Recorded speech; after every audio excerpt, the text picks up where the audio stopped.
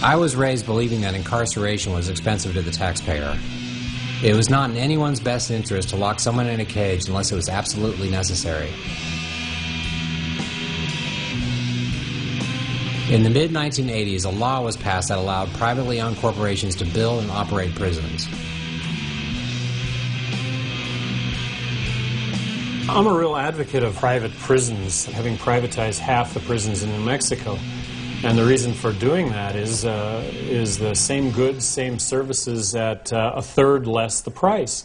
Have we reached a point of building so many prisons that the purveyors are now looking for ways to keep them all full? Here's the way a private prison works, okay? You pay somebody to build a fancy cage. Then you fill it up as far as you can get it, which is pretty full. Full of people that, the people that built the cage get paid $40,000 or $50,000 a year to just keep in the cage.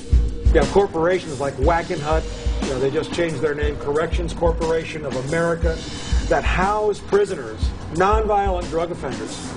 As a matter of fact, I think 60% of the increase in prison population under Bill Clinton, which was like 1 million people, of the 60% of that new prison population are nonviolent drug offenders. Now, if you've got 5,000 people in your cage and you're being paid $30,000, $40,000 a year for them, that's a lot of money. And if you can, on top of that, use them as your private property, as chattel property, that you can then make do work or produce things that you get paid for on top of that, what a great deal. Now, where I come from, when you transform a person into a piece of property, that's called slavery.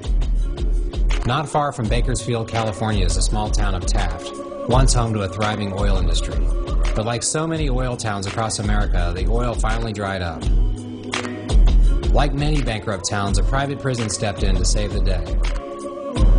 The Taft Correctional Institution is owned by the Geo Group, formerly known as Wackenhut. Wackenhut changed its name after a storm of bad publicity. The Geo Group is the leader in providing diversified services to government agencies around the globe.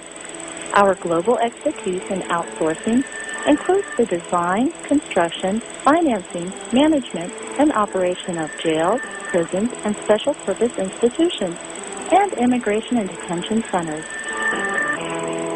They trade their stock on Wall Street based upon the number of people that are in jail.